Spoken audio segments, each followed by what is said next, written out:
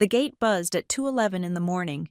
On the security monitor, in the snow, stood my mother, my sister, and her husband, shivering and begging me to open up. I had moved, changed my number, cut all ties. Yet they found me. I hit record, opened the two-way audio, and said, "What signal did you track to get here? My name is Lila Sanchez. I am 34 years old, and I build fortresses, by trade. I am a security systems architect, by necessity. I own Sentinel North Integrations, a boutique firm that specializes in failure analysis and system hardening. We don't just sell cameras, we design ecosystems. We find the cracks in a client's defense before anyone else can. My job is to anticipate the worst possible human behavior and render it impotent. It turns out, I was very good at my job and very bad at applying its principles to my own life. I left Cedar Heights, Ohio, because the breach was already inside the house. The failure wasn't technological, it was biological. It was family. Marin Ridge, California, was the precise opposite of Ohio. Ohio was damp, flat, and suffocatingly familiar. Marin Ridge was dry, vertical, and aggressively anonymous. I didn't buy a home. I acquired a defensible position. The structure itself is unassuming from the road. All clean architectural lines, native grasses, and neutral colors, tucked into a slope that provides excellent strategic oversight. But the materials are specific. The walls are double-studded, set 24 inches on center, and filled with dense acoustic insulation. They are rated to STC 65. I cannot hear the wind, the occasional neighbor, or the distant highway. More importantly, no one outside can hear me. The silence is a physical thing, a barrier. The perimeter is the first line of defense, and it is my specialty, my company, under a subcontractor's name, installed the system. We used 4K resolution thermal cameras at all four corners of the property line, synced with analytic software. They don't just record motion, they analyze gait, cross-reference heat signatures, and differentiate between a deer and a person. The front gate is a solid steel plate, painted to look like wood, and it operates on a closed-loop system. Access is granted by a license plate recognition camera linked to a whitelist. If your plate isn't on that list, the gate does not open, period. The video doorbell, a custom build, runs through my own internal server, not a third-party cloud service. I alone control the data. The driveway was the part I obsessed over. Before the concrete was poured, I had them bury seismic sensors every 10 feet, running the full length of the approach. They are calibrated to distinguish between a 50-pound delivery drone, a 5,000-pound passenger vehicle, and a 180-pound human walking. I know the weight, speed, and direction of anything that approaches my fortress. It is a digital moat. Moving was the easy part. Erasing myself was the real work. The day the Ohio house closed, I executed the protocol. I terminated my primary cell number, a number I'd had for 15 years. I let my personal email accounts saturate with spam and then deleted them. My social media profiles scrubbed of photos, purged of contacts, deactivated, and scheduled for permanent deletion 30 days later. I am a ghost in the digital system. The only lifeline I left was the one they wouldn't know how to use a legal mailbox. It's a private box registered to my attorney's office in San Francisco, under the name of my LLC. It exists only for service of process and corporate filings. It is not for birthday cards or weeping apologies. The silence I had engineered was vast, and the only way to fill it was with work. Sentinel North was bidding on 2 major contracts, and I buried myself in the proposals. The first was a full security retrofit for St. Jude's Regional Hospital. They had shrinkage in their pharmaceutical storage and a terrifying gap in their maternity ward access control. I spent 12 hours designing a system using biometric locks tied to active staff schedules. The second was a penetration test for a local bank's new digital infrastructure. They thought they were secure. I gave my best analyst a bonus to prove them wrong. He found 3 critical vulnerabilities in less than 2 days. My days became 16 hours long, filled with blueprints, vulnerability assessments, code reviews, and client calls. I analyzed threat vectors for the bank while meticulously ignoring the primary threat vector I had just surgically excised from my life. Work was clean. Work had rules. You build a wall. You test the wall. The wall holds. People were not like that. As I worked, a small, cold part of my brain was listening. I had left Cedar Heights. I had vanished, and the silence from my family was absolute. In the first week, I expected the frantic calls to my old number, the angry texts. I checked the dead account's voicemail portal. Nothing. In the second week, I expected the manipulative emails, the probing of old, forgotten social media accounts. Perhaps a message relayed through a mutual friend. Nothing. Now, entering the third week, the silence had become its own answer. They had not called. They had not messaged. They had not inquired with my old office. They did not care where I was, only what I provided. Their lack of concern was the final, brutal confirmation I needed. The emptiness was startling. It was the feeling of surgically removing a tumor and realizing the space left behind doesn't even ache. It just feels quiet, hollow. The quiet only made me double down on my security. The house in Marin Ridge wasn't purchased by Lila Sanchez. Lila Sanchez, according to public records, didn't live anywhere. The property was owned by Marin Ridge Holdings, LLC. The LLC was registered using my attorney as the agent, and its mailing address was a virtual box in Nevada. I had built a corporate shield around my physical one. Inside the house, in the foundation-bolted, 2-hour fireproof safe, went the evidence. I didn't move it to forget. I moved it to preserve. I am a systems architect. I believe in data. I believe in logs. Inside that safe sits a stack of hard drives. On them, every bank transfer I ever made to them, every scanned copy of a check, every text message screenshot where a request for help became a demand. Every email. I had preserved every piece of financial documentation from the past. It was an archive of the exploitation, neatly organized, time-stamped, and ready. With the house secure and the digital walls built, I enabled a feature on my system I usually reserve for high-risk corporate clients, the perimeter ping. It's an active scanner, separate from the Wi-Fi, that detects and logs the MAC addresses of any unknown Bluetooth or Wi-Fi-enabled devices like smartphones or modern car fobs that linger near my gate or property line for more than 60 seconds. It's an early warning system. If someone is casing the joint, I know they're there before they even touch the bell. My new life settled into a rhythm. Work until midnight, make chamomile tea, and then, the ritual, the nightly security audit. I would sit at my command desk, a triple monitor setup that mirrored the one at Sentinel North, and I would review the day's logs.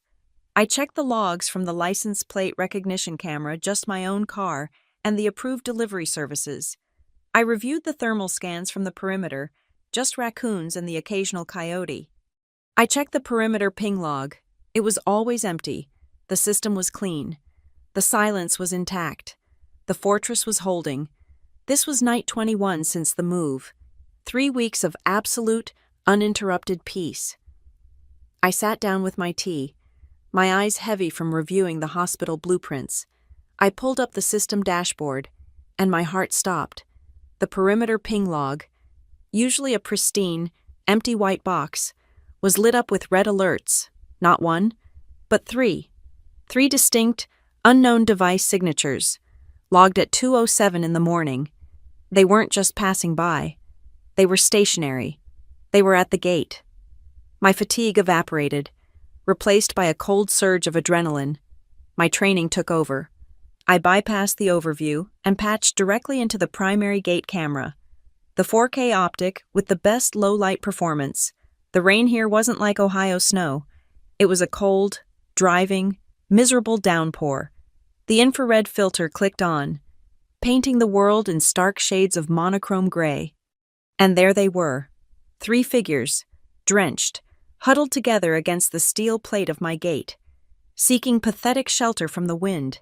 I hit the digital zoom, the image sharpened, the analytic software locking onto their faces, compensating for the rain. My mother, Lorraine, my sister, Brielle, and her husband, Gavin. They looked destroyed. Their clothes were soaked through, plastered to their skin. Brielle was rubbing her arms, her face pale and ugly with tears. Gavin was staring up, not at the camera lens, he wouldn't know where it was, but at the house, his expression frantic and desperate. My mother was the one pounding on the intercom panel, her hand blurring in the low light, the sound thankfully muted by my soundproof walls. They stood there, freezing in my manufactured fortress, and I felt nothing but the cold glass of the monitor under my fingertips. This was not a family reunion. This was a system breach. To understand the breach, you have to analyze the vulnerabilities they exploited for years. My family of origin consisted of 4 people, though only 3 of them ever operated as a cohesive unit. There was my mother, Lorraine. She was a woman who believed her comfort was a debt the world owed her, and her children were her primary collection agents. There was my father, Arthur. He was a good man in the way a sturdy, worn-out piece of furniture is good. He was reliable, present, and entirely passive. He owned a small, perpetually struggling sandwich shop, a place that smelled of baking bread and vinegar.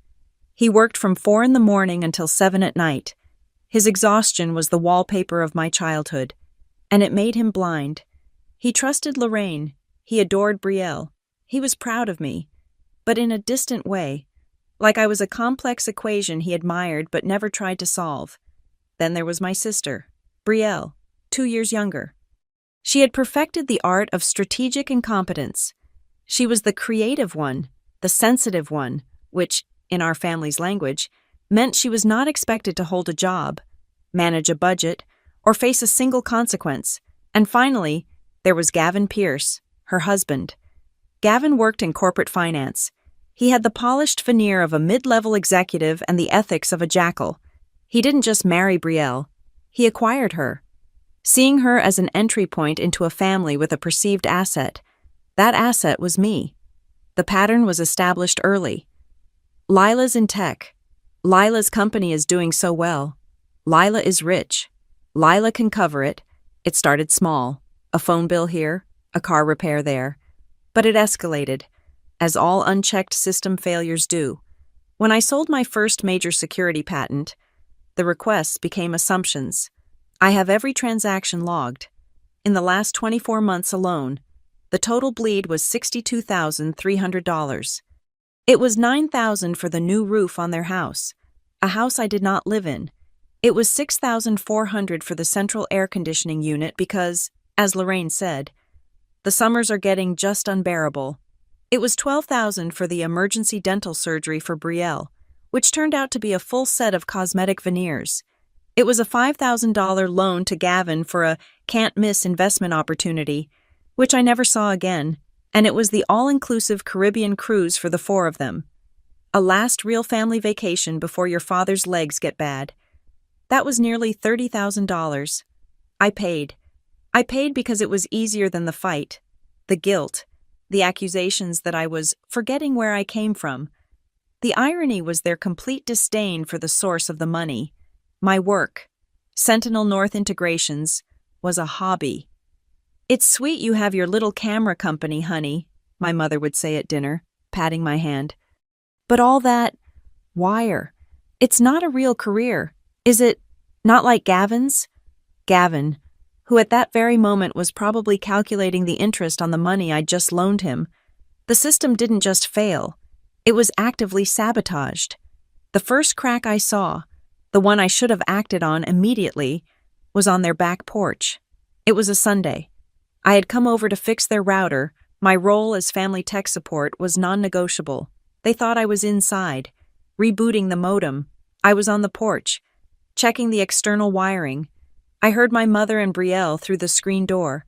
Their voices were low, conspiratorial. "He's projecting a huge bonus for the 4th quarter, Brielle whispered. "Gavin says if we can just get her to cover the balloon payment on the car, we'll be set." "She's been tight lately," Lorraine said. "She keeps asking for, invoices." She said the word like it was an obscenity.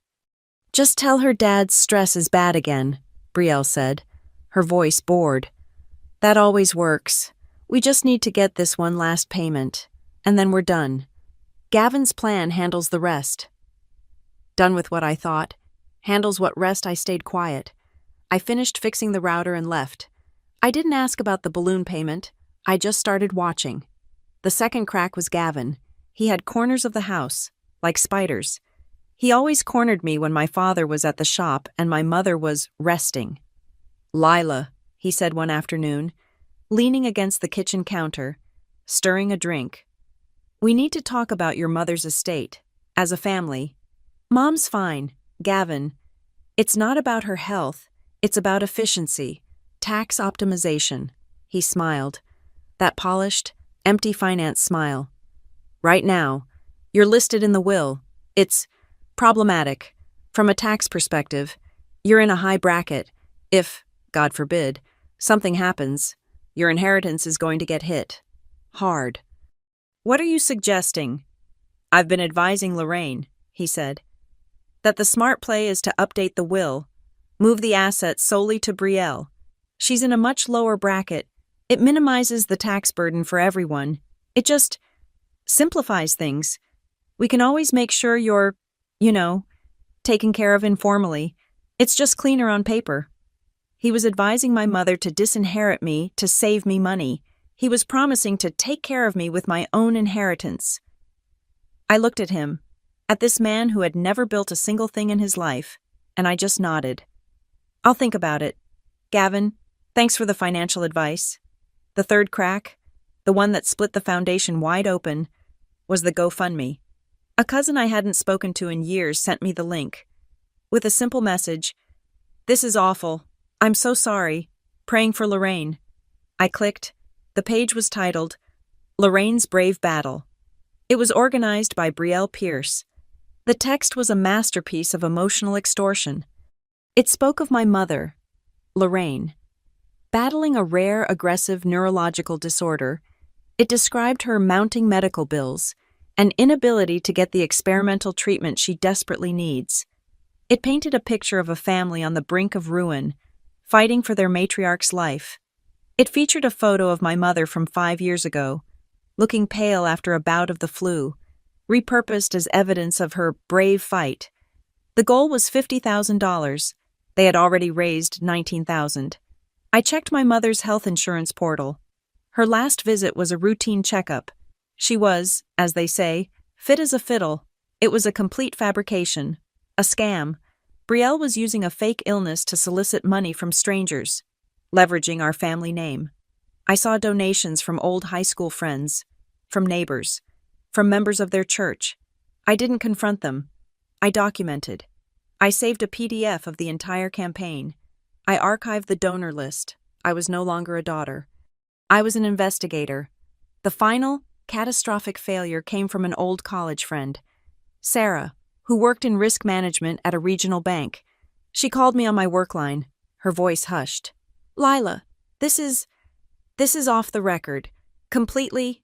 "What's wrong?" "Sarah, are your parents refinancing their house?" "What? No. Why?" "Because," she said, "an application for a home equity line of credit just crossed my desk for underwriting. It's for your parents' address in Cedar Heights, $150,000. I felt the blood drain from my face. "That's impossible.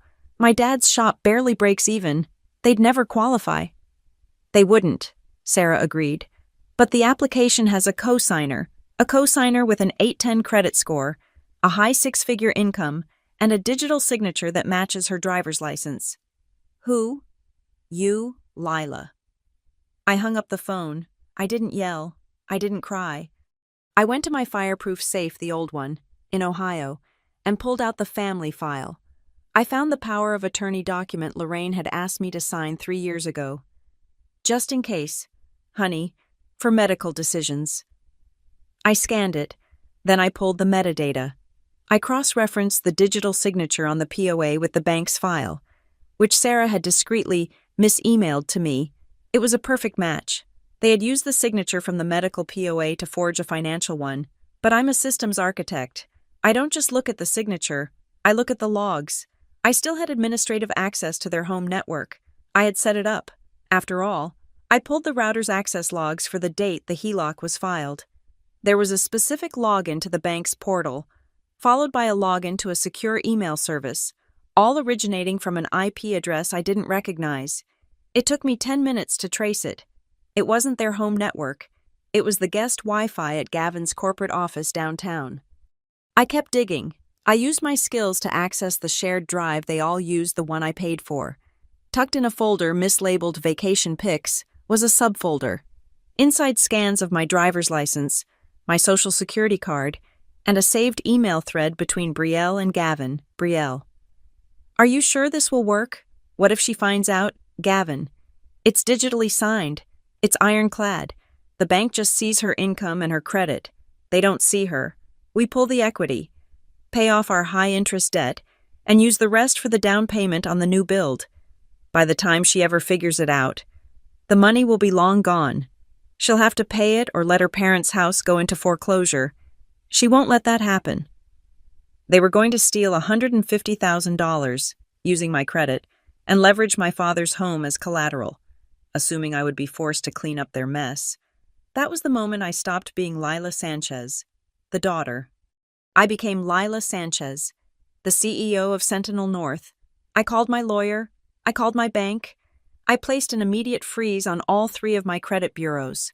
I filed a report for identity theft, and I initiated the plan to liquidate my Ohio assets and disappear. My father, Arthur, knew nothing. He was at the shop, from 4 a.m. to 7 p.m., slicing turkey and worrying about the cost of rye bread. He was a good man, but his goodness was a tool the others used against him, and against me. He trusted his wife. He believed his youngest daughter could do no wrong. His willful ignorance was the unlocked door they walked through every single time. I was 2 days from closing on the Ohio house, my exit plan in its final stage. When the last text message came through from Brielle, it was the final straw. It wasn't a request. It was a demand. "Hey, need you to transfer $15,000 by Friday. The property tax bill is due before the holiday, and Gavin says we need to pay it off to get the new loan approved. Just send it to Mom's account. The rest of the family will handle the paperwork." The rest of the family. I looked at the text. I saw the arrogance, the assumption, the utter lack of awareness. They were trying to extract $15,000 from me to pay the taxes on a house they were actively trying to steal from under my father's feet, using my own forged signature. I did not reply. I put the phone on my desk. I picked up my suitcase. I walked out of my house in Ohio, got in my car, and drove west until the state line disappeared in my rearview mirror, and I never looked back. Until now. Until night 21. Until they were standing at my gate, in the rain, pressing the buzzer, demanding I let them into the new fortress I had built specifically to keep them out. The discovery of the home equity loan application was not a moment of emotional collapse. It was the start of a quiet, cold, procedural war, fought not with shouting matches, but with bylaws, affidavits, and firewalls. My family specialized in emotional manipulation. I specialized in system integrity. My system had been breached. It was time to isolate the threat, patch the vulnerabilities, and deploy the countermeasures. My work began before my car was even packed for California. This was a forensic disassembly of my life. My first call was to my corporate attorney, Karis. I didn't tell him the whole story. I didn't need to. I told him I required a new corporate shield for a West Coast acquisition, optimized for absolute anonymity. He was expensive, and he was worth it. He created Marin Ridge Holdings, LLC, registered in Delaware, managed through a proxy agent in Nevada. When I purchased the property in Marin Ridge, my name, Lila Sanchez, appeared on exactly 0 public documents. The chain of ownership was a legal maze designed to cost $10,000 in billable hours to navigate. I was a ghost in the county registrar's office.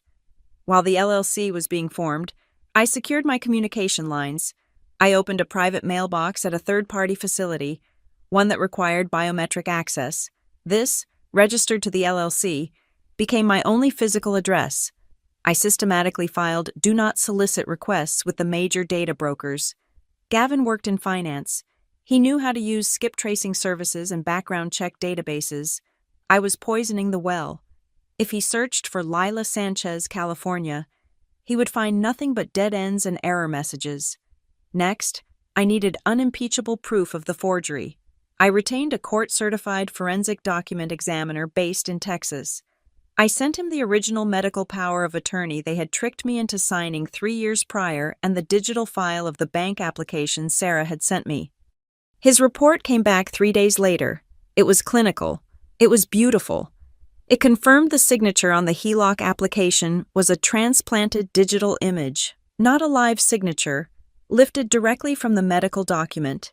He identified metadata artifacts proving the file had been manipulated on a device that did not belong to me, at a time that matched the IP logs from Gavin's office. This report was the legal weapon I needed. With the breach confirmed, I cataloged the damage. For 48 straight hours, I did nothing but data entry. I am a systems architect. I believe in logs. I exported every text message from Brielle, every email from Gavin, every voicemail from Lorraine. I cross-referenced them with my bank statements. I built a timeline. It was not a scrapbook. It was an indictment. Date June 4th. Request Brielle. Text. Amount $9,000. Stated reason. Emergency roof repair. Date August 10th. Request Lorraine. Call. Amount $6,400. Stated reason. New AC. Dad's health. Date December 2nd. Request Gavin. Email. Amount $5,000. Stated reason. Short-term investment. Double return.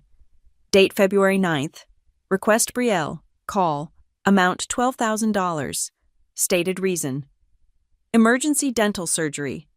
I listed every single withdrawal, every family expense they had pushed onto me. The list, when printed, was 7 pages long, single-spaced.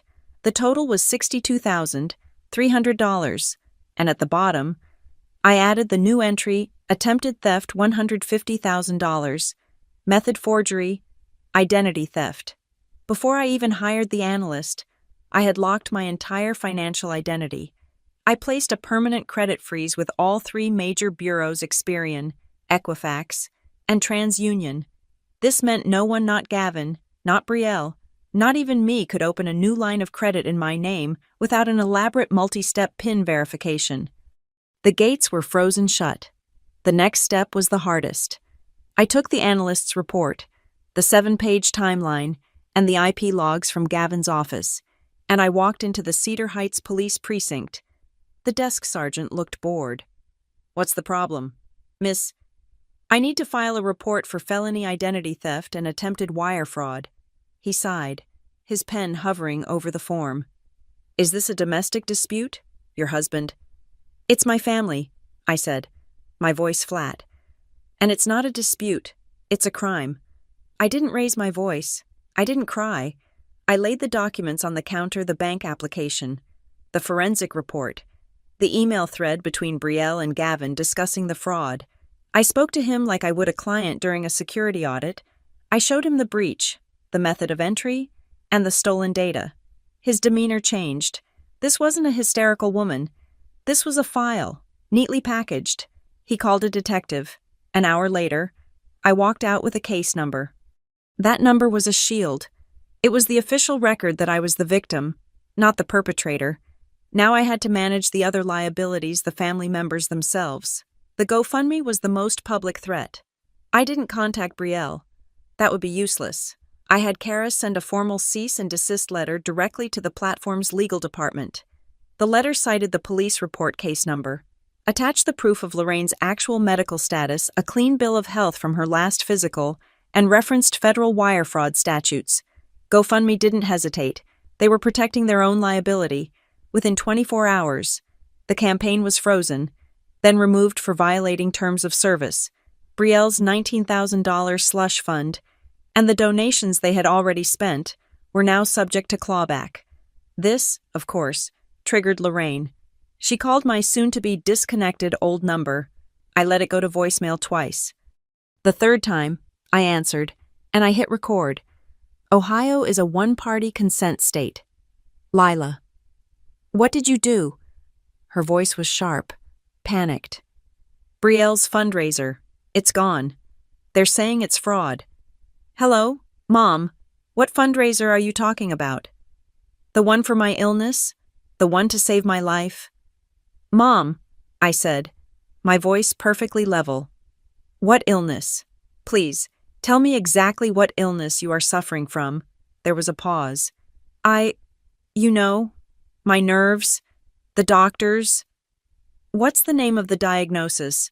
Mom. And what was the $50,000 for? You are an ungrateful child, she shrieked. I replied, I am recording this call. What was the money for? She hung up. It was perfect. Another piece of evidence for the file. The final variable was my father, Arthur. He was the only one I felt a shred of pity for. He was a victim of their manipulation, yes, but he was also a willing enabler. His passivity was the environment the bacteria needed to grow. I couldn't just tell him. I had to show him. I didn't do it in Ohio. I bought him a round-trip ticket to Chicago, telling him it was a pre-move dinner. I didn't take him to dinner. I took him to the office of a forensic accountant I had retained. What is this, Lila? Arthur asked, looking around the sterile conference room. This is Ms. Albright, I said. She's an independent financial auditor. I've asked her to review some documents. I slid the HELOC application across the table. He looked at it. It's the house. Are you helping us with the house? God bless you. Lila? Look at the cosigner signature. Dad. That's you. You signed it. You're helping? No, Dad. I didn't. Ms. Albright leaned forward. Mr. Sanchez, that is a forgery. Your wife and daughter, using your son-in-law's assistance, applied for a $150,000 loan against your house. Your shop is part of that property's collateral. If they take that money and fail to pay, the bank will seize your home and your business. Lila's signature was the only reason it was approved. She's the one who stopped it. He just sat there. He didn't speak for a full minute. He looked at the signature, then at me. He wasn't seeing his daughter. He was seeing the numbers. He was seeing the sandwich shop, the ovens he'd polished for 30 years, being auctioned on the courthouse steps.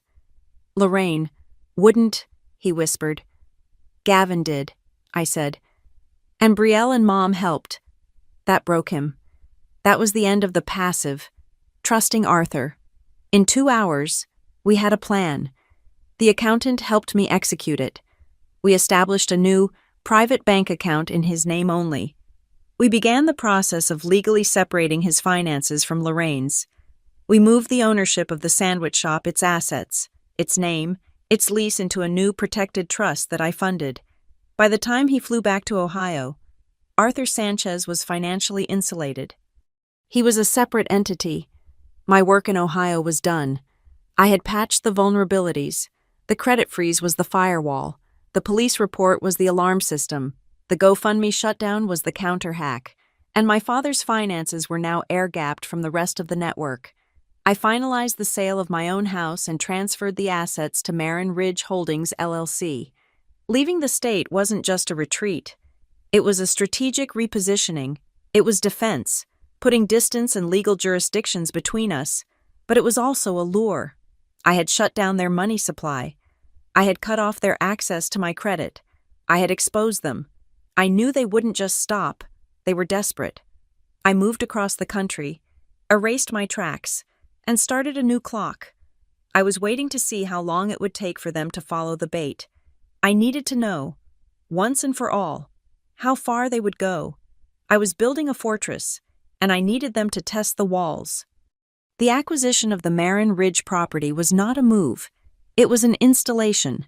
My job is to design secure systems, and this house became my flagship project. The beta test for Sentinel North's most uncompromising residential security package.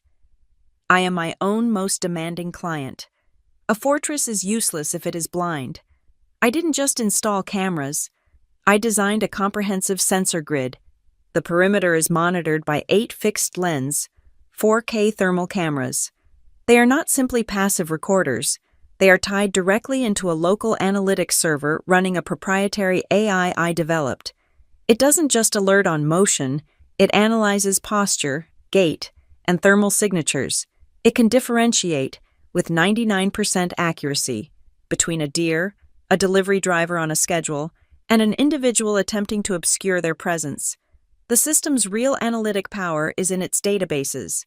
The two cameras covering the driveway approach are tied to automatic license plate recognition. The gate, a solid slab of reinforced steel behind a facade of pleasant redwood, is networked to this system. My gate does not open with a code. It opens when it recognizes an approved vehicle. My whitelist is very short: my own car, my attorney's, and the specific vehicles of two pre-vetted delivery services. If any other vehicle approaches, the gate remains immovable. The driver is forced to use the video intercom. That intercom does not ring a bell in the house. It initiates an encrypted, peer-to-peer video call directly to my command desk. I can see and speak to them without them ever knowing if I am in the house, in the state, or on another continent. Security is not just visual, it is auditory. Paired with the 4 corner cameras are directional shotgun microphones. They are sensitive enough to pick up a hushed conversation at the property line, while the system's software actively filters out ambient noise like wind and distant traffic. The floodlights are not the simple motion-activated kind. They are military-grade, app-controlled LED panels. I can illuminate a single, precise square foot of the driveway, or I can bathe the entire acre in daylight bright light with a single tap. The AI can also lock onto a target, spotlighting it, tracking its movement automatically. The physical hardware is only one layer. The real vulnerability in any modern home is the network. A smart home is a stupidly insecure home. My network is segmented into 3 distinct, firewalled zones. The guest network, which I occasionally provide to a contractor, is a trap. It offers internet, but it is logged, throttled, and completely isolated, unable to touch any other device in the house. The IoT network for the few smart appliances I allowed. Like the thermostat lives on its own VLAN, it can speak to the internet, but the core network cannot speak to it. It is a one-way street, preventing a compromised refrigerator from becoming an access point. Finally, there is the core security network. This is the central nervous system. It is hardwired, operates on its own dedicated server, and is air-gapped from the public internet. Its only connection out is a single, encrypted data stream to my attorney's office. I patch its firmware manually every Tuesday. I have intrusion detection alerts set to a level I call paranoid. Any unauthorized port scan, any new MAC address attempting to join, any failed login attempt, and I receive an immediate, high-priority alert. With the infrastructure in place, I had to populate the threat database. This was the coldest day of the installation. I sat at my desk, and I created risk profiles for my family, just as I would for an executive client analyzing corporate threats. I uploaded every clear photograph I had of Lorraine, Brielle, and Gavin into the facial recognition database. The system now knows their faces.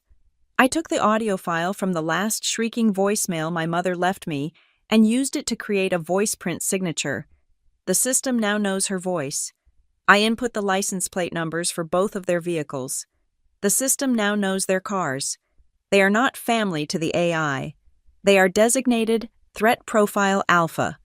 If any of their faces, voices, or vehicles are detected by any sensor, the system automatically begins recording all channels, locks all internal doors, and sends a silent alert to my personal device.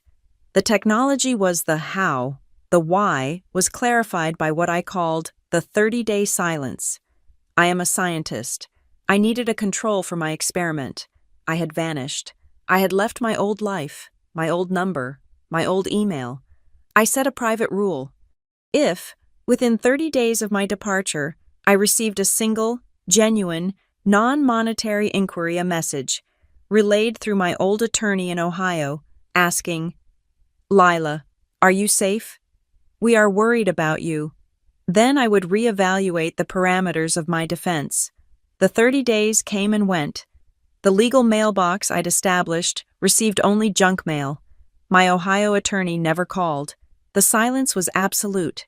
It was the final piece of data. They were not concerned about my well-being. They were, I knew, concerned only about the sudden, complete cutoff of their financial supply line. The experiment was conclusive. This was not a broken family. This was a parasitic relationship, and the host had just finished building its armor. The fortress was no longer a precaution. It was a necessity. My life adapted to this new reality. I changed my work schedule. I sleep during the bright, safe hours of the day. I work at night. My command desk, with its 3 monitors, is my new office. I spend my hours drafting security architecture for the hospital bid, analyzing the bank's vulnerabilities, and I do it all while a silent 4-quadrant feed of my property plays on the monitor to my left. My eyes are always on the perimeter. This is not fear. This is vigilance. It is my new routine. The evidence I had brought from Ohio, the 7-page transaction log, the forged bank documents, the audio recordings, the GoFundMe archives, required its own security protocol. Data that does not exist in 3 places does not exist at all.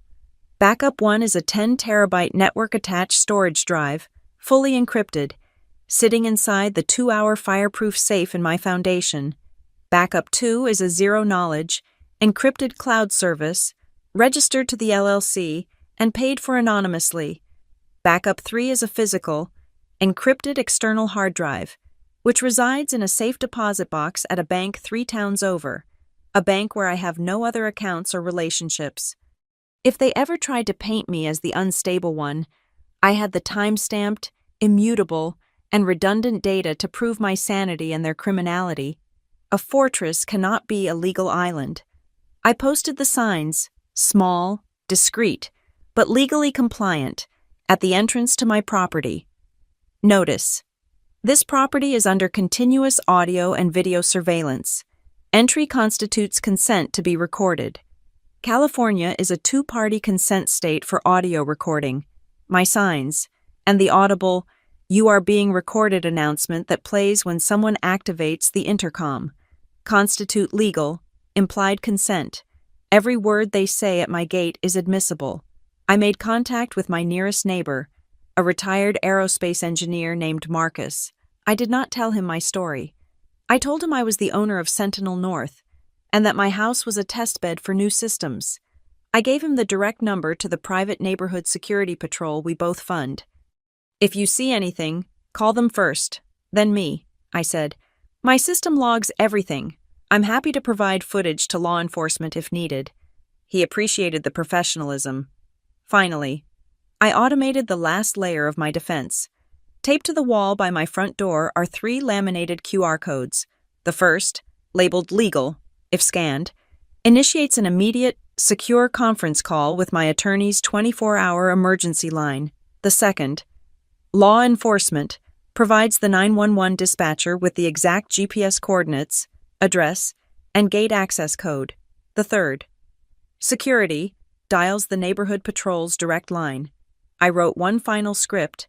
Every Sunday, at 2 a.m, the core server compiles the week's logs, every license plate scan, every perimeter ping, every failed network login, every gate activation. It packages this data into a single, encrypted file, and it automatically emails that file to Karis, my attorney, where it is archived, unread, as a digital dead man's switch. The house was no longer a home. It was a fully hardened, legally defensible, and automated system. The 30-day test had concluded. The silence was deafening. The fortress was complete. My fortress in Marin Ridge was silent, but the digital ether I had left behind in Ohio was not. I had anticipated a counterattack, and I was not disappointed. Their first weapon, as always, was the one they knew best, the lie. I don't maintain social media, but I do maintain network reconnaissance. I have alerts set for my name, my company's name, and the public-facing profiles of my family. The first alert pinged on day 32. It was Brielle. Her profile was a curated performance of victimhood. The post was vague, but targeted. "It's so heartbreaking when you see a parent suffering," she wrote, beneath a filtered photo of herself looking pensive. "Especially when their own child, who has everything, refuses to even pick up the phone. Some people are just born without a heart." It was a classic Brielle maneuver, public, passive-aggressive, and designed to solicit sympathy. It was also a test. She was rattling the digital cage, expecting me to leap to my own defense, to get drawn into a messy public argument where she controlled the emotional narrative. I did not. I simply screenshotted the post, time-stamped it, and added it to the psychological subfolder in my evidence archive. The escalation came a week later. A new Google alert hit my inbox. This time, it was a link to a small, local Cedar Heights podcast, a community gossip show called The Cedar Post. The episode title was, "Is Family Loyalty Dead?" I listened to the audio through my studio monitors, the sound filling my sterile office. The host, a woman with a syrupy, concerned voice, was discussing an anonymous tip from a heartbroken local relative. "We're hearing a truly sad story," she cooed, "about a local family, pillars of the community, whose matriarch is suffering from a terrible illness.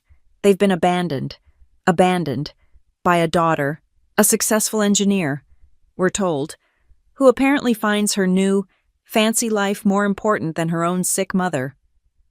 They weren't just testing the cage anymore, they were trying to set it on fire. This was a public smear campaign. I did not call the podcast. I did not email the host. I did not engage. I instructed Karis, my attorney. He assembled a single, streamlined package. It was delivered via certified courier to the podcast's editor and its parent company. The package contained no threats. It contained only facts. It included 1. A copy of Lorraine's most recent bill of health. 2. A summary of the frozen, fraudulent GoFundMe campaign, showing its removal for terms of service violations. 3.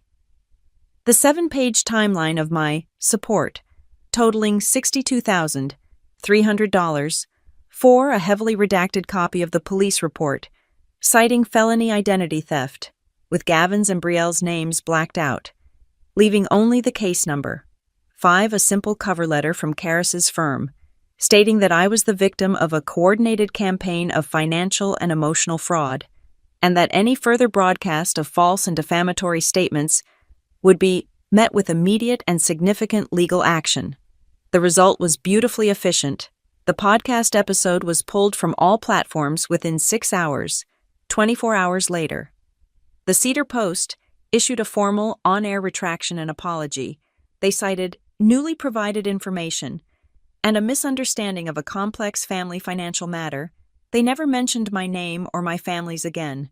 The public silence that followed was deafening. I had not argued. I had simply presented data. The data won. This quiet, surgical victory must have terrified Gavin. He realized I was not playing his game. I was playing my own. He tried to pivot, to negotiate. An email arrived in my secure legal inbox. The one tied to the LLC. It was from his personal account. Subject, "We need to fix this." "Lila," it began, his tone a slimy performance of boardroom reason. "This has all gone too far. The podcast, the lawyers. It's a bad look for everyone. You're making a big deal out of a simple family misunderstanding. I know you're upset, but this isn't the way. We are willing to forgive you for this aggression. If you agree to stop this process, we can talk about how to restore your good name in the community. We can put this all behind us. It's time to be a family again. Restore my good name. Forgive me." He was still trying to position himself as the one with the power to grant absolution. I did not reply. Karis did. His response was one sentence. "Mr.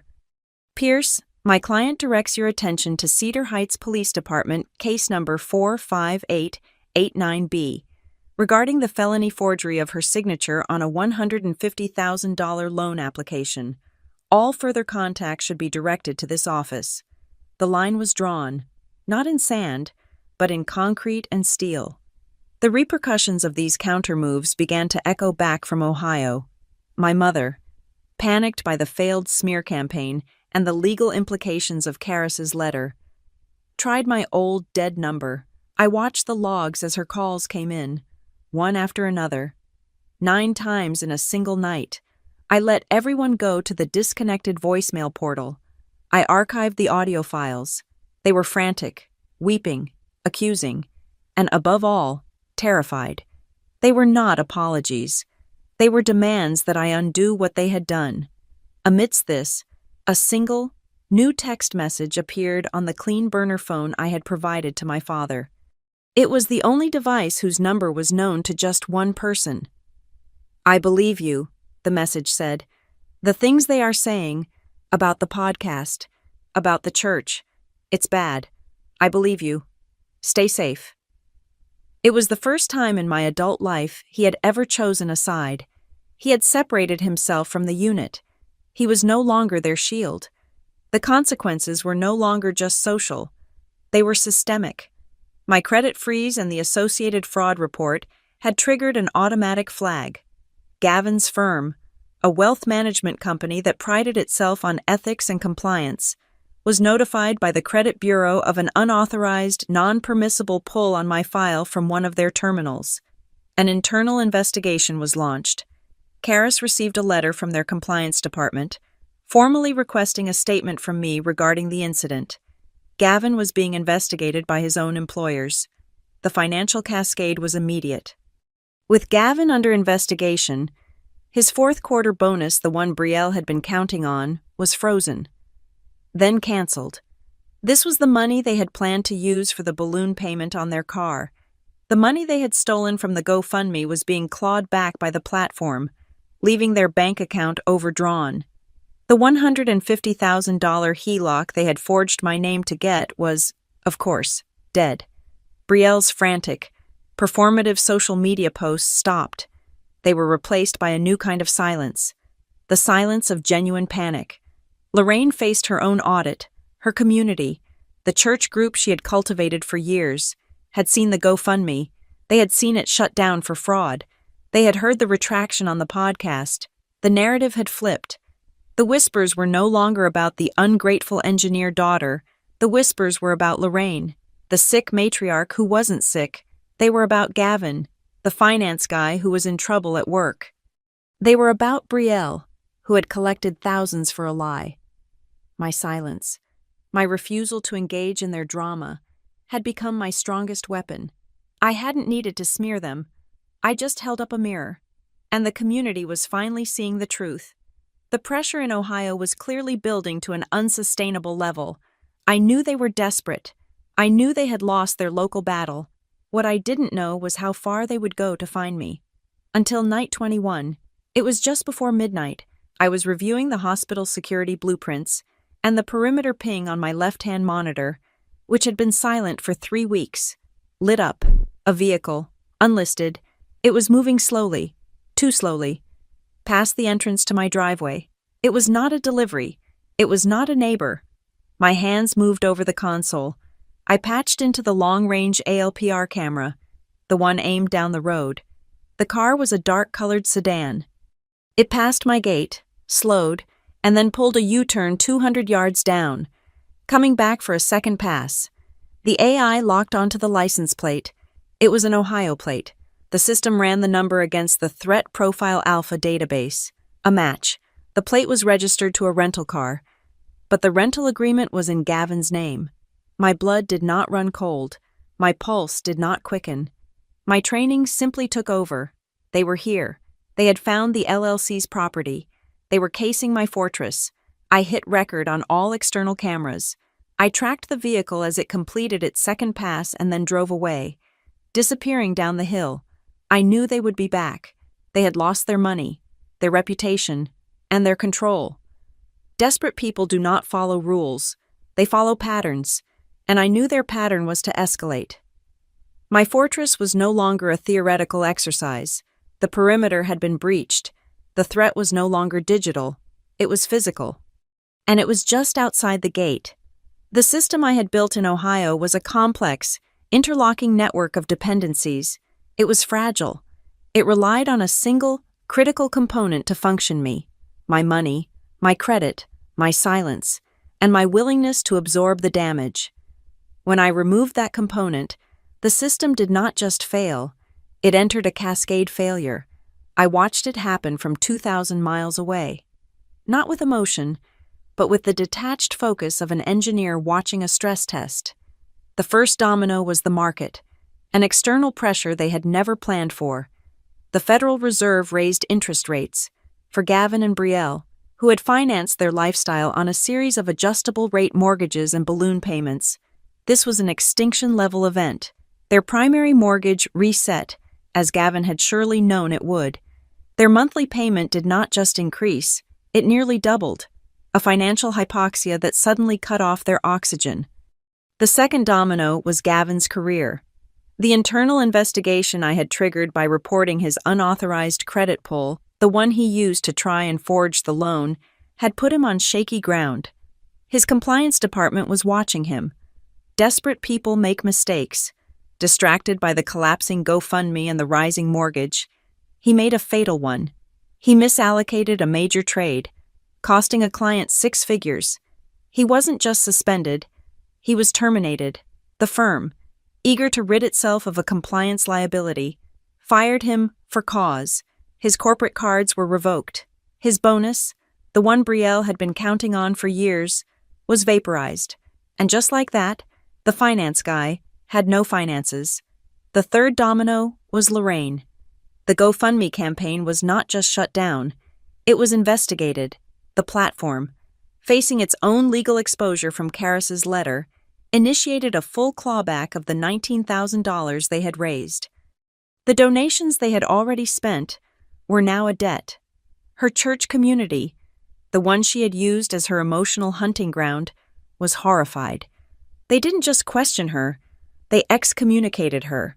She who had built her identity on being a pillar of the community was now a social pariah. The woman who had faked an illness for money, I knew, with the precision of a clock. When the panic fully set in, a new email arrived in my old, dead account, the one I kept monitored.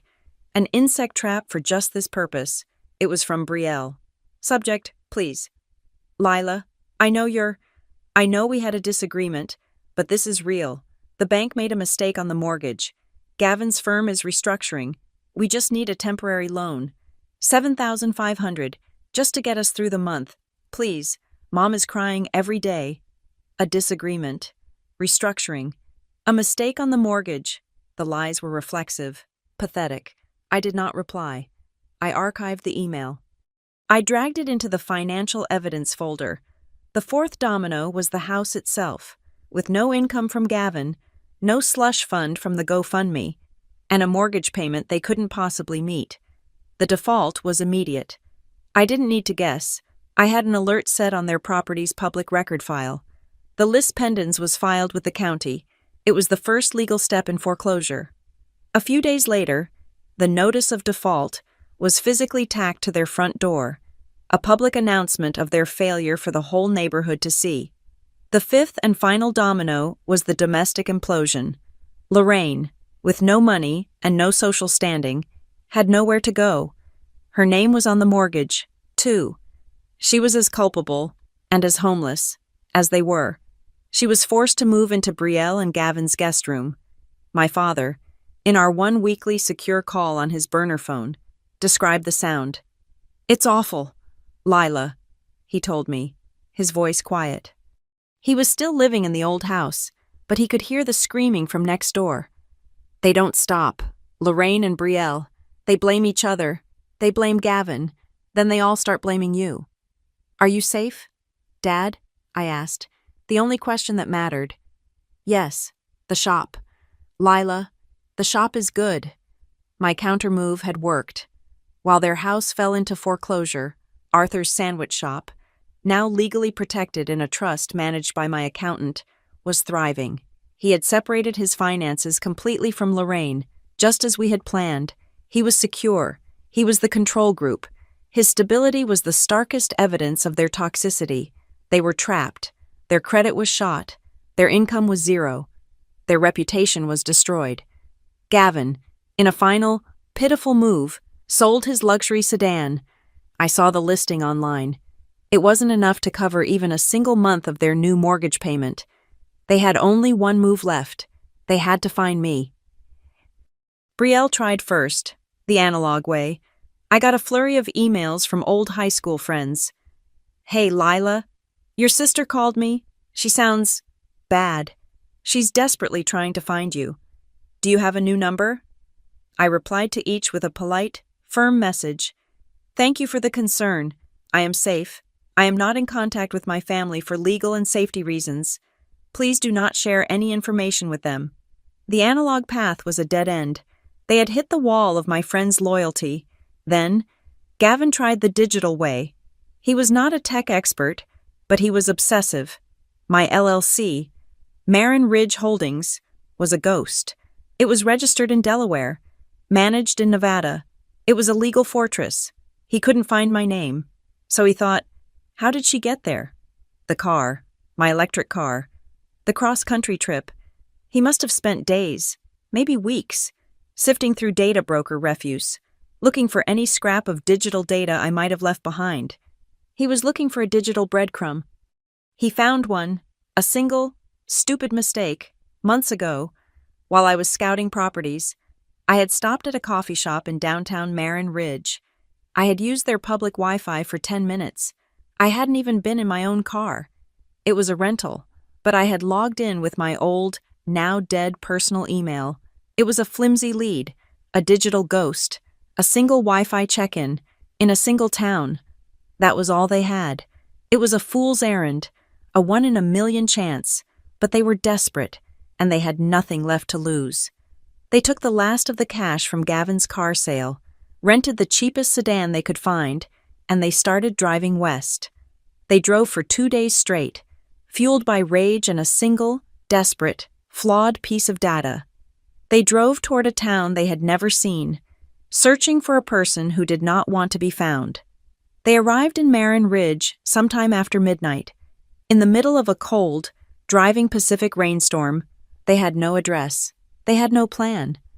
They just started driving, grid by grid, street by street, in the dark, peering through the rain at every house, and then, somehow, they saw it.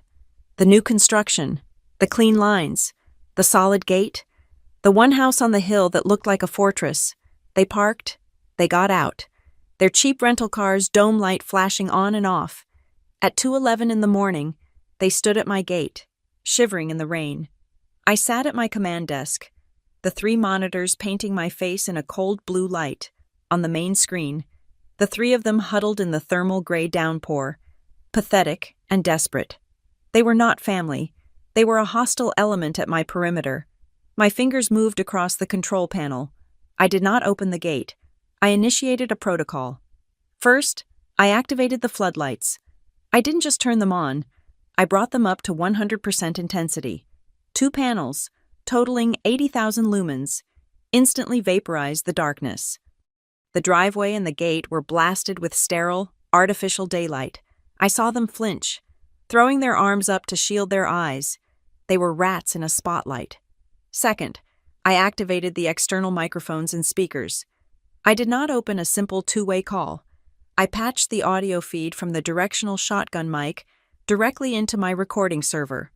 Simultaneously, I opened a channel, routing my voice from my headset microphone to the speaker array embedded in the gate pillar.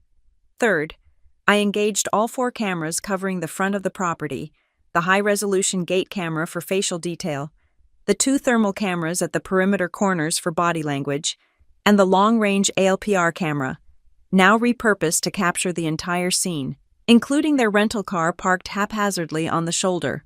The red record icon blinked steadily on all 4 feeds.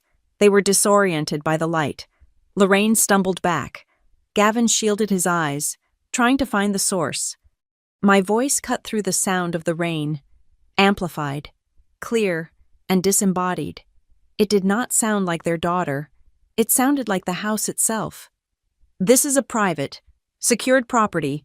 You are trespassing. All audio and video are being recorded for law enforcement. State your purpose."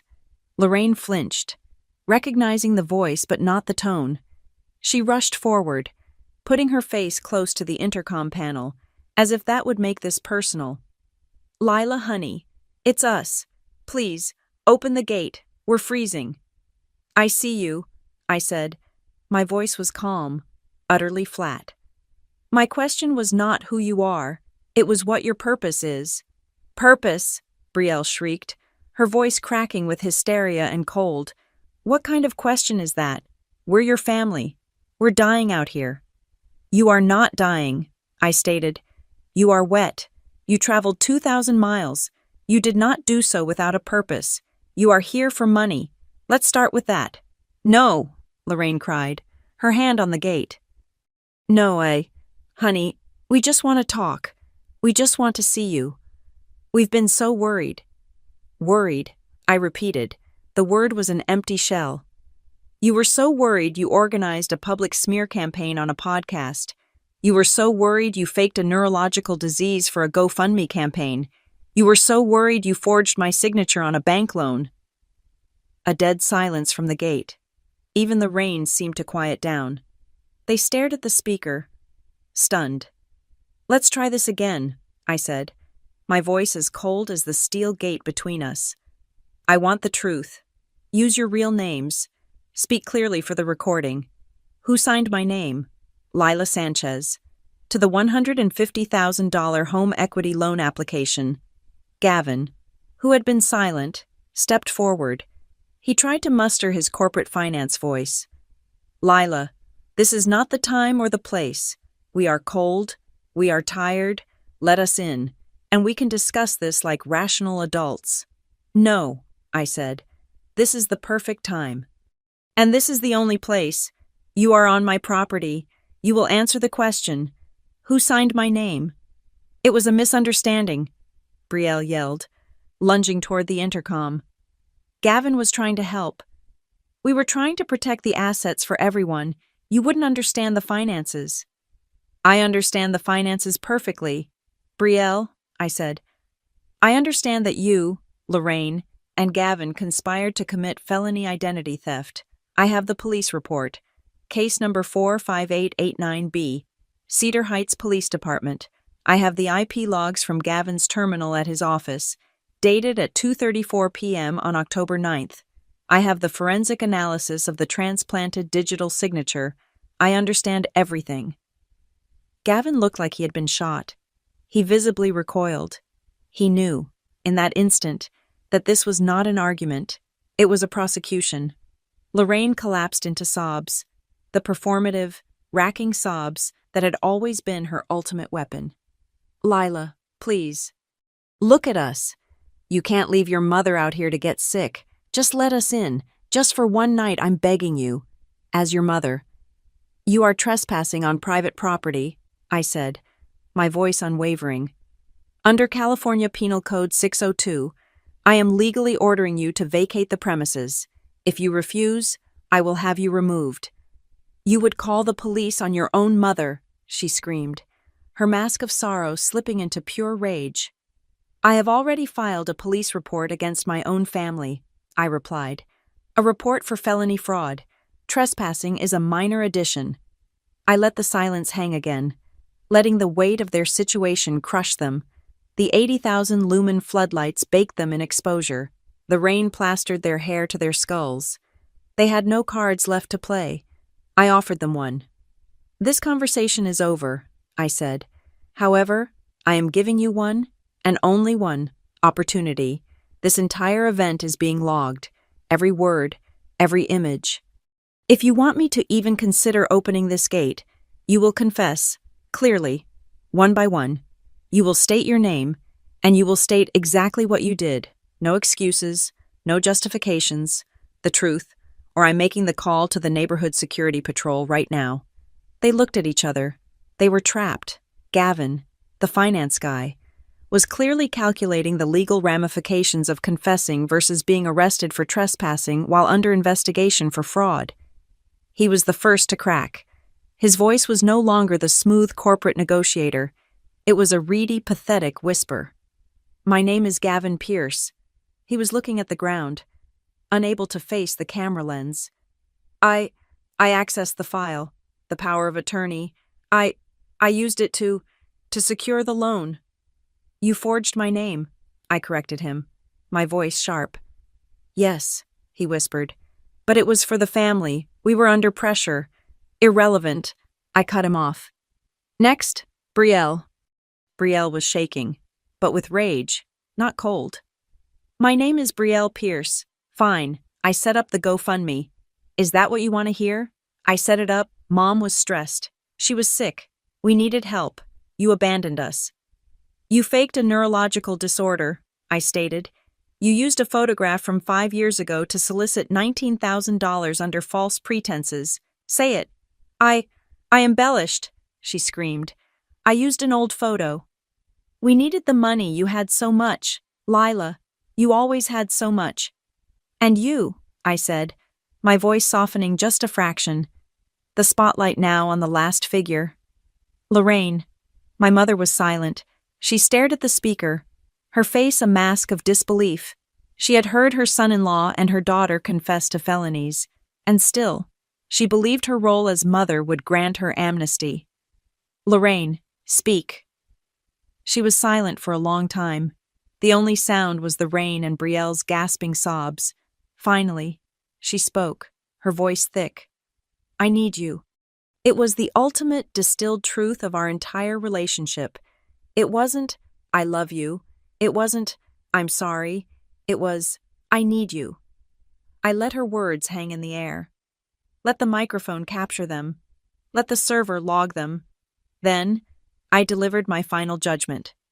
No, I said. You do not need me. You need someone else to pay for your choices. You need someone else to absorb your consequences. You need someone to be your ATM, your scapegoat, and your shield. I am not that person anymore. I watched them for one more second. Gavin, the picture of a defeated man. Brielle, crumpled on the wet concrete. A child having a tantrum. And my mother, staring at the gate, her face hollow as she finally realized the well was dry. My finger moved from the audio controls to the speed dial on my console. I pressed the button for security. The voice on the other end was professional. Marin Ridge Security. This is dispatch. This is Lila Sanchez at 1480 Marin Ridge. I have 3 trespassers at my front gate. They are hostile and refusing to leave. I am requesting an armed escort to remove them from my property. Understood. Ms. Sanchez, a patrol car is 2 minutes out. I patched my voice back to the external speaker. The neighborhood security patrol is on its way. They will be here in 2 minutes. If you are still on my property when they arrive, you will be arrested. Leave now. That broke them. The word, arrested, finally cut through their delusion. Gavin grabbed Brielle by the arm, hauling her to her feet. He half dragged, half pushed her toward the rental car. Lorraine didn't move. She just stared at the gate. Mom! Brielle shrieked.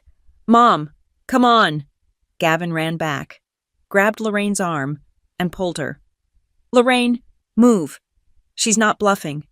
They piled into the cheap sedan. The engine roared, tires spinning on the wet asphalt. They sped off into the night, just as the white SUV of the Marin Ridge Security Patrol, its yellow lights flashing, turned the corner at the bottom of the hill. I watched the patrol car follow them out of the neighborhood to ensure they were gone. Then, I closed the audio channel. I deactivated the floodlights, plunging the driveway back into darkness. I sat there, the only sound in my office the quiet hum of the server. I isolated the audio-video file of the last 10 minutes. I tagged it, encrypted it, and addressed it to Karis. Subject File B, Incident at Marin Ridge, 2:24 a.m. I hit send. The fortress had held. The breach was contained, and the evidence was now in the hands of my lawyer. The video file. File B was uploaded and archived by my attorney's office before the sun rose over Marin Ridge. The incident at the gate was not a family drama. It was the acquisition of Exhibit B, a full recorded confession, obtained legally on private property after ample warning. My fortress had not just repelled the invaders, it had documented their surrender. My instructions to Karis were precise. This was no longer a defensive operation. We were moving to offense. Within hours, Karis filed a motion to append the new evidence to the existing criminal complaint in Cedar Heights. The digital file of my mother, sister, and brother-in-law, illuminated by 80,000 lumens, confessing to forgery, fraud, and conspiracy, was now formally attached to police case number 45889B. Simultaneously, Karis filed a new civil suit in Ohio court. This was not about emotion. It was about math. The suit named Gavin Pierce, Brielle Pierce, and Lorraine Sanchez as co-defendants. The demands were itemized. 1 full restitution of the $62,300 I had documented, 2 full reimbursement for all my legal fees, forensic accounting fees, and private investigation costs, 3 punitive damages for defamation. Citing the podcast incident, 4 punitive damages for emotional distress and the severe breach of fiduciary trust that led to the forgery. This was the legal broadside. The next step was to control the public narrative, not by engaging in it, but by ending it with an overwhelming display of data. I assembled what I called the truth packet. It was 10 pages long. It was not a letter. It was a report, bound with the logo of Karis's law firm. Page 1 was the cover letter from Karis, stating that I, Lila Sanchez, had been the target of a multi-year campaign of financial and psychological abuse, culminating in felony-level fraud. Page 2 was the 7-page, single-spaced, itemized timeline of every dollar they had taken, from the $9,000 roof to the $12,000 veneers. Page 3 was a copy of the GoFundMe removal notice, citing terms of service violations and misrepresentation. Page 4 was a copy of the Cedar Post podcast's public retraction and apology. Page 5 was a redacted copy of the civil suit's first page, clearly showing the case number and the names of the defendants. Page 6 was a list of my terms for settlement, full repayment, and a public notarized apology. Pages 7 through 10 were transcripts of the most critical audio, Lorraine's panicked call about the GoFundMe, and excerpts from the gate confession, with Gavin, Brielle, and Lorraine's admissions, word for word. I sent this packet via certified mail to 3 places: the board of directors at Lorraine's church, the editor-in-chief of the Cedar Heights local newspaper, and the parent company of the Cedar Post podcast. I sent it with no request, no comment, just the data. The effect was instantaneous. The local gossip ecosystem, which had been feeding on rumors for weeks, went silent. It had been starved of oxygen and presented with an irrefutable, terrifying, and professionally packaged stack of facts. The host of the Cedar Post, realizing she had been a pawn in a felony, was horrified. She emailed Karis, begging me to come on the show, to tell my side and set the record straight. I declined. I do not engage in local gossip. Instead, I had Karis release a single, 300-word official statement. It was posted on his firm's website and emailed to the same 3 recipients. It was dry, cold, and final. It stated that I was the victim of documented financial crimes, that the evidence was comprehensive and irrefutable, and that I considered the matter a legal, not a personal, issue. I would be making no further public comment and would pursue all remedies through the court system. The most significant validation came from my father, Arthur, who had been watching all of this from the fragile safety of his new financial independence, made his own move. He posted a photo on the sandwich shop's new business page. It was a photo of him, standing by his ovens, holding a grand reopening sign. The caption read, "I am proud to confirm that I am the sole owner of this establishment, which is now operating under its own protected trust. My finances are, and will remain, completely separate from those of my wife, Lorraine. I stand by my daughter, Lila Sanchez, 100%. Thank you for your support of this local business." It was a public declaration of allegiance. He had chosen his side. For Lorraine, this was the final social cut. With the evidence of the gate incident, Karis easily secured the restraining order. The court granted a temporary order, barring Gavin, Brielle, and Lorraine from coming within 150 yards of my property, my person, or my vehicles, pending a full hearing. They were now legally barred from my street. The parasites, cut off from their host and exposed to the light, began to capitulate. One by one, Brielle was first. She emailed Karis, a frantic, misspelled mess of mediation and misunderstanding. Karis replied with my terms, unchanged. A court-stipulated repayment plan for her share of the $62,000, plus the full $19,000 from the GoFundMe, and a formal, notarized letter of apology, confessing to her actions, to be filed as an addendum to the civil case. There would be no mediation, there was only surrender. Gavin, through a cheap local lawyer, tried to bargain. His career was over, his termination for cause was permanent, but he was terrified of the final nail of formal complaint from me to his professional certifying board, which would permanently revoke his licenses, ensuring he could never work in finance again. His lawyer offered a settlement. He would agree to the civil compensation, liquidating his 401k. If I would sign an agreement not to file that complaint, I considered it. I instructed Karis to reply, "My client makes no promises regarding professional sanctions. However, her decision on that matter may be influenced by the speed and completeness of Mr. Pierce's financial compliance with the civil settlement." It was not a yes, it was a leash. Finally, Lorraine, the state attorney's office, prompted by the GoFundMe platform's official fraud report and the evidence in my truth packet, finally charged her. It was not a major felony, given her age, her lack of a prior record, and her distraught state in court. The prosecutor settled. She pled no contest to misdemeanor fraud. She received a fine, probation, and a court order to personally repay every cent of the $19,000 she and Brielle had solicited. Her photo was not in the paper, but the court filing was public record. Her humiliation was absolute. The narrative in Cedar Heights was rewritten in a single week. The story was no longer about the ungrateful, cold-hearted engineer daughter. The story was about the meticulous, silent engineer who had logs, who had data, and who had patiently, methodically, and legally dismantled a family of con artists. The woman who had stayed silent wasn't weak. She was waiting. She was the one with the proof. I did not celebrate. I am a security architect. The system had been tested. The perimeter had been approached. I identified this as a vulnerability. I made a call to a commercial security installer in San Francisco. A week later, my driveway was excavated. They installed a set of high-speed, hydraulic bollards, the kind used to protect embassies and federal buildings. They sat flush with my driveway, invisible. But with a single tap on my console, 3 solid steel cylinders would rise from the ground, capable of stopping a 10,000-pound truck traveling at 50 miles per hour. The steel gate was the lock. These were the deadbolts. My fortress was complete. The legal battles were now just a matter of process, of lawyers sending documents back and forth. The silence from Ohio was final.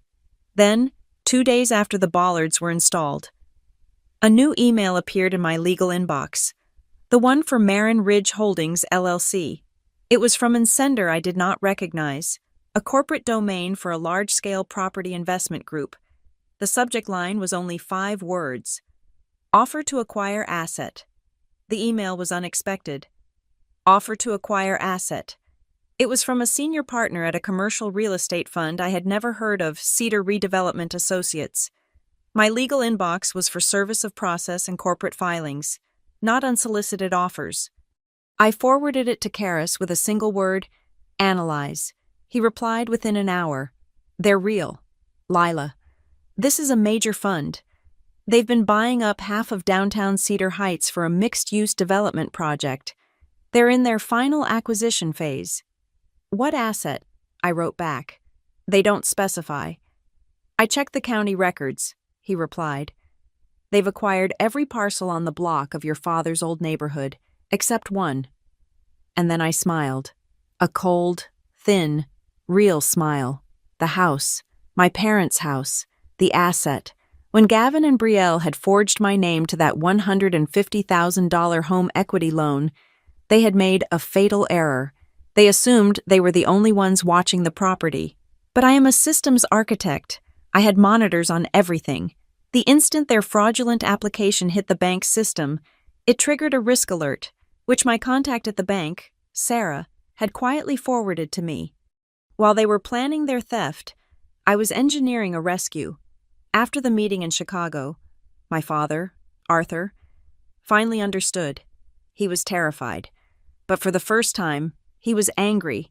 He gave me his consent to act. I didn't just report the fraud.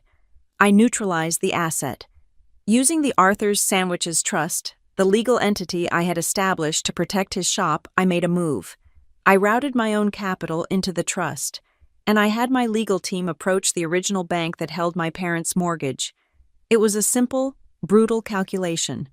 I presented the bank with the evidence of the new, secondary fraud being attempted against their primary collateral. I showed them Lorraine's complicity. I showed them Gavin's forged signature. I made it clear that this property was now a toxic, litigious nightmare. Then, I made them an offer the Arthur's Trust would buy the entire mortgage note from them, in cash, at 80% of its value. The bank, facing a guaranteed legal mess and a high-risk loan, saw my offer as a gift. They took the deal. They sold the note. 1 week before I left Ohio, the Arthur's Sandwiches Trust became the legal lien holder on my parents' home. Lorraine, Brielle, and Gavin had no idea. They thought they were trying to steal from a bank. They were, in fact, trying to steal from me. So, when they all defaulted, which they did, the moment I cut them off and their foreclosure notice was posted, they were not defaulting on a stranger. They were defaulting on my father. The trust foreclosed. It was a clean, swift, legal procedure. Lorraine and Brielle, who was also on the deed, were evicted. The house, the one they had leveraged, planned, and schemed over, was now the legal property of the trust I had built to protect my father. And now, months later, a redevelopment fund wanted to buy it. It was the last piece of their puzzle. They needed it. I called Karis. I have my terms. They're offering 20% over market value. Lila, they want it fast. They can have it, I said. They can have it at market value. I don't want their extra cash, but the sale is contingent on a secondary contract, a non-negotiable addendum, which is, they are building a luxury mixed-use development, I said, pulling up their public filings. Prime retail space on the ground floor. I want the trust to be given a 15-year lease on the corner unit. A1, best visibility. Karis was silent for a moment. A 15-year lease. What are the terms? 25 cents on the dollar, I said. Fixed rate, no increases for the entire term.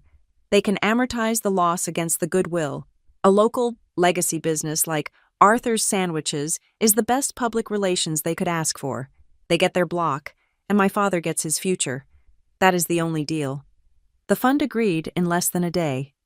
The lost rent was a rounding error in their $50 million project. The PR value of saving a beloved local sandwich shop was, as I'd calculated, priceless. The contracts were drafted, the sale of the house closed, the trust was suddenly, significantly, liquid, and Arthur Sanchez, owner of the trust, signed his new 15-year lease. Karis, following my instructions, had scheduled the final signing for November 5th, my 35th birthday. The news that Arthur's Sandwiches was not closing, but expanding, hit Cedar Heights like a shockwave. It was the anchor tenant for the new, fancy Cedar Crossing development. The first text came to my father's new, clean phone. It was from Brielle. He showed it to me on our weekly call. Dad, oh my God, I heard. That's amazing. The new shop looks beautiful. I saw the drawings. I'm looking for work. You know, just to help out. I can run the register for you. Just like old times. Let me know. Arthur looked at the message on his screen.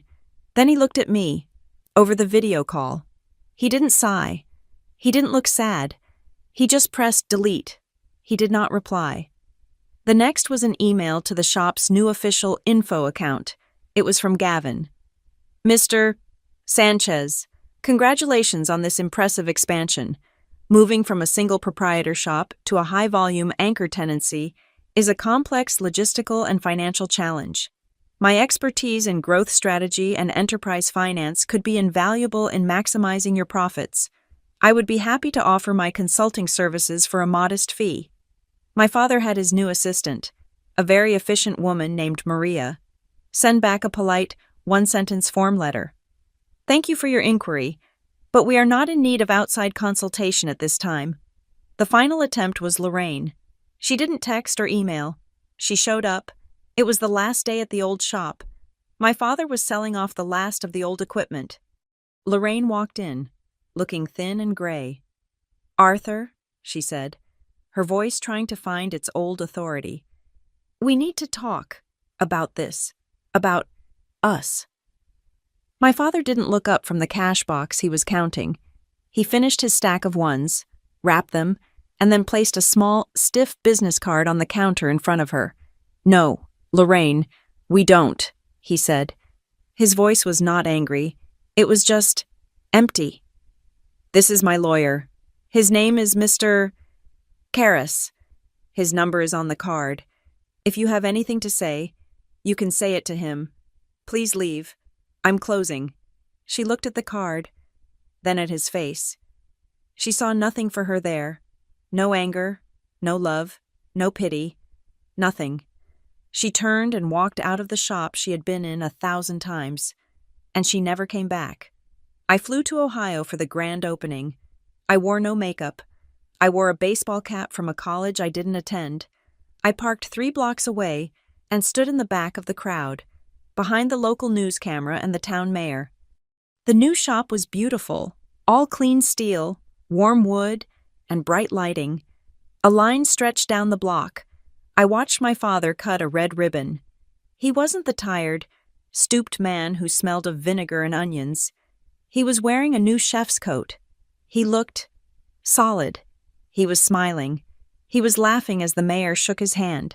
He looked 10 years younger. He looked free. I watched for 10 minutes.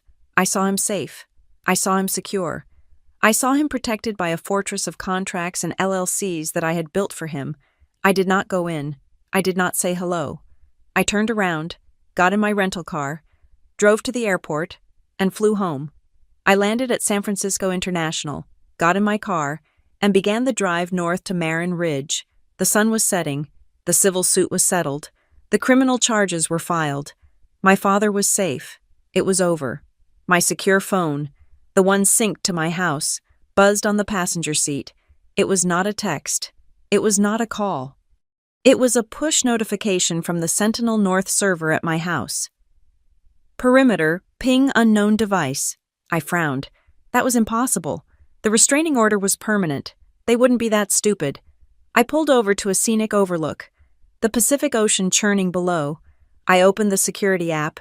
The alert was for a vehicle, a gray sedan. The license plate was not one I recognized. It was not in the Threat Profile Alpha database. It was a California plate, but the AI had flagged it as familiar query, a low-confidence match. I opened the log. The gray sedan hadn't come to my gate.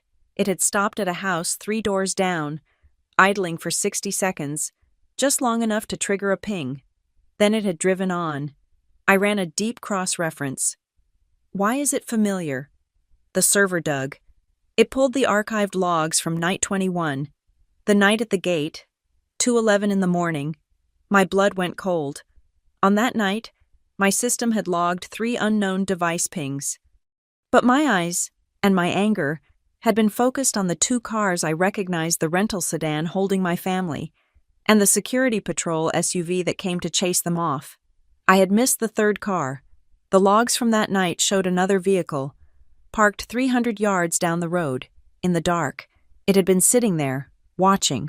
It left 30 seconds before the patrol car arrived.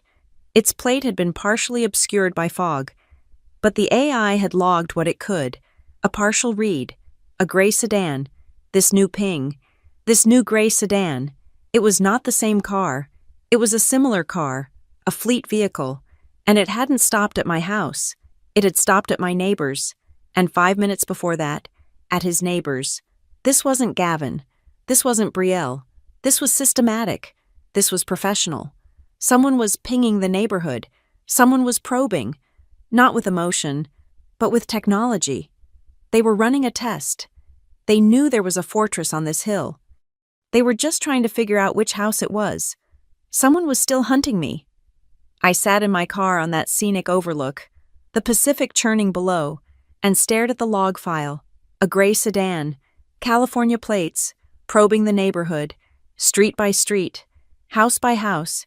It wasn't the rental car my family had used. It was not in my threat database, but the system had flagged it as a familiar query for a reason.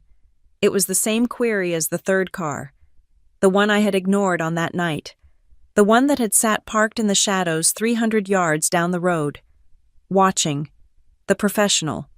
My family was broke, disorganized, and legally neutered. They were not capable of this kind of systematic, technological probe. This was someone else. This was the private investigator Gavin had hired with the last of their GoFundMe money. Before I had the platform shut it down. They had failed. So they had sent a proxy. He had found the property registered to my LLC, the decoy. He had watched the entire confrontation at 2:11 in the morning, and he must have realized what I knew: the entire scenario was too perfect. The lights, the cameras, the confessions. It was too clean. It was a trap. He was no longer looking for the decoy. He was probing the neighborhood, testing for other signals, looking for the real Lila Sanchez. I started the car and drove. I did not drive to 1480 Marin Ridge. I am a security systems architect. When a client is under extreme threat, you do not build one fortress, you build two. The first is the one the enemy can find. It is hard. It is obvious. It is loud. It is covered in cameras and sensors. It is designed to draw the attack. It is the decoy. The house at 1480 Marin Ridge, with its hydraulic bollards, its 4K cameras, and its seismic sensors, was the most secure, over-engineered piece of bait in California. I had bought it under the Marin Ridge Holdings LLC, and I had built it to be found. It was my honeypot. It was designed to attract my family, to contain them, and to record them, and it had worked perfectly. My real home is 20 miles away, in a different county. It is a nondescript condominium on the 17th floor of a luxury high-rise, purchased under a second, unrelated LLC registered in Wyoming. Its security is anonymity. It is protected by the building's biometric access, a professional 24-hour security staff, and a server in my closet that is physically air-gapped from the decoy system. I had never, not once, spent the night at the decoy house. I arrived at my condo, and from my real quiet command center, I called Karis. The PI they hired is back. He's probing the neighborhood. Karis was a true professional. It took him less than 3 hours to trace the PI's license plate. The man was licensed in Fresno. He also had 2 harassment complaints pending against him. We had the video footage of his car, the first car, conducting illegal surveillance on my private property, the decoy on the same night my family was trespassing. Karis filed an emergency motion. The judge, who was already handling the restraining order, was furious. The PI was summoned. Faced with losing his license and being named as a co-conspirator in my civil suit, he capitulated. He admitted, in a sworn affidavit, that he was hired by Gavin Pierce to locate and monitor me. The court immediately extended the permanent restraining order to include the PI and his entire agency. He was legally barred, for life, from coming within 500 yards of me, my properties including the decoy or my father. The final hunter was leashed. It was, I believed, finally over. The civil suit was a mathematical certainty. The repayment checks had begun to arrive, small and grudging. My father's shop was thriving. Then Brielle, a cornered animal with no weapons left but drama, made her last move. She was a creature of emotional theater, and she demanded a final stage. She sent a press release to the Cedar Heights newspaper. She organized a public family intervention on the steps of the local town hall. She invited the media. She invited her church. She invited anyone who would listen. Her statement was a masterpiece of narcissistic delusion. A family, torn apart by a painful misunderstanding, seeks only to heal. We invite my sister, Lila Sanchez, to meet us in the light of day, to put aside the anger and the lawyers, and to finally allow us to forgive her. We are ready to be a family again. They were going to forgive me. Karis called me, his voice tight. Lila, it's a circus. It's a pathetic, amateurish trap. You are under no obligation to go. I looked at the live feed from my father's new shop. I saw him laughing with a customer. He was safe. He was free. I had already won the war. No, Karis, I said. It's not a trap. It's a stage. And she's invited the exact audience I need. Book my flight, and bring the notary. I arrived on the steps of the Cedar Heights Town Hall on a Tuesday morning. It was exactly as pathetic as I'd imagined. A single news van from the local channel, maybe 20 onlookers, mostly from Lorraine's old church group, looking confused and cold, and on the steps, behind a rented podium, stood the three of them, Lorraine, looking frail and gray, Gavin, in a cheap suit, his face sullen, and Brielle, at the microphone, performing her heart out, tears streaming down her face as she spoke about healing and letting go of anger. They did not think I would come. I walked up the center aisle, flanked by Karis on my right and a 6'5" private security guard on my left. Brielle stopped, mid-sentence, her mouth fell open, the news camera, sensing the real story, swung directly onto me. Lila, Brielle cried, her voice thick with manufactured relief. She started to rush toward me, her arms open for an embrace. Stop, I said. My voice was not loud, but it was amplified. I was wearing my own microphone, recording everything. Stay right there. My security guard took one step forward. She froze. You wanted a public meeting, Brielle, I said, walking slowly toward the podium. You have one. You wanted to talk about the truth. Let's... Karis, moving with precision, stepped up to the local news van. He handed the technician a simple, black USB drive. My client has requested that you play this. It's the painful misunderstanding she would like to discuss. You can't do that, Gavin sputtered, starting to move. But Karis just looked at him, and the technician, smelling a real story, plugged in the drive. They had a small PA system set up. A moment later, my voice, clear and amplified, cut through the morning air. This is a private, secured property. You are trespassing. All audio and video are being recorded. The crowd murmured. Brielle's face went white. Then, Gavin's reedy, pathetic whisper filled the air. My name is Gavin Pierce. I used it to secure the loan. My voice. You forged my name. Say it. Gavin's voice. Yes. Then, Brielle's scream, loud and ugly. Fine, I set up the GoFundMe. Is that what you want to hear? I embellished. We needed the money. You had so much. The crowd went dead silent. Lorraine looked like she was going to be sick. I let the audio play for 1 full minute, the full confession. Then I nodded to Karis. He signaled the technician, who cut the feed. I walked up to the podium and took the microphone from Brielle's limp, trembling hand. That, I said to the crowd, was at 2:11 in the morning, 3 weeks ago. That was my family, after they drove 2,000 miles to the house I built specifically to catch them. That was not a misunderstanding. That was felony fraud. Confessed. I turned to face them. Karis stepped forward and placed a thick bound document on the podium, a final settlement agreement. You wanted to end this, I said, my voice ice cold. Here is the end. I looked at Gavin.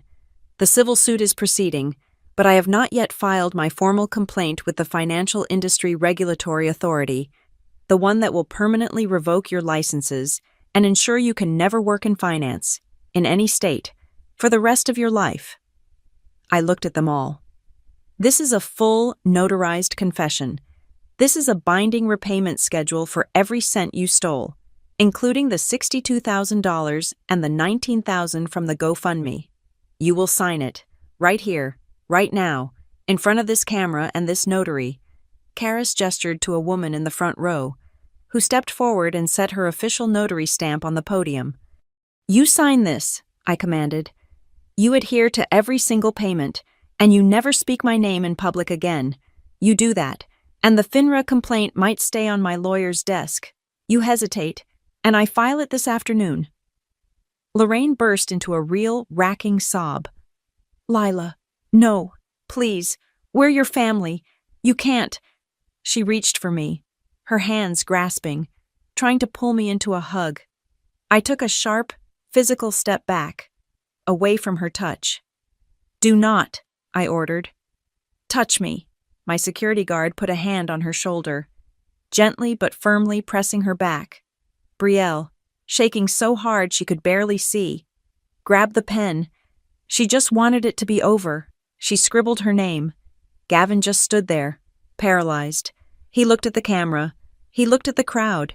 He was a man with no moves left, his entire life evaporating in the morning sun. A voice called out from the back of the crowd, clear and strong. Son, choose. It was Arthur, my father.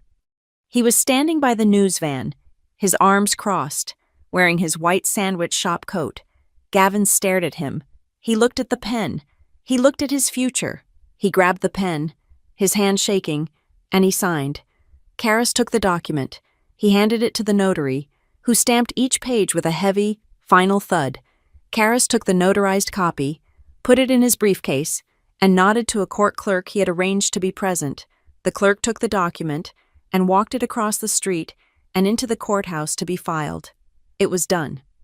I looked at my mother. Her face was a ruin of tears and utter confusion. She was a ghost. I don't hate you, I said, my voice quiet, just for her. But the microphone caught it anyway. I just stopped paying for you. Goodbye, Lorraine. I turned. I did not look back. Karis and my guard flanked me as I walked through the silent crowd and got into the car. As we drove to the airport, my secure phone buzzed. It was a push notification, a live video feed I had requested. It was from the discreet camera I had installed across the street from my father's new shop. The feed was silent, but it showed Arthur's sandwiches. It was noon. The line was out the door. The grand opening sign was still up, covered in congratulatory postcards from the community. My father was inside, laughing with a customer, handing them a sandwich. He was safe. He was thriving. The system I had built for him was holding. I flew back to California. I did not go to the decoy house at 1480 Marin Ridge. I drove to my real home, the condo. I walked through the lobby, past the building's security, and took the elevator to the 17th floor. I entered my apartment, the door sealing shut with the quiet hiss of its biometric locks. I sat at my real command center. It was smaller, cleaner. I opened the control panel for the decoy house, 20 miles away. I looked at the system status. All green. All active. The bollards were armed. The cameras were recording. The seismic sensors were online. It had done its job. It was a beautiful, perfect trap. I moved my mouse to the master control icon. Deactivate Sentinel North Decoy 1. I clicked it, on the screen, one by one. The 4 camera feeds from the decoy house went black. The audio log flatlined. The sensors went offline. When the screen went black, I knew the family and the storm was finally outside the gate. Thank you all for listening to my story. I'd love to know where you are tuning in from, so please comment below, share your thoughts, and let's connect.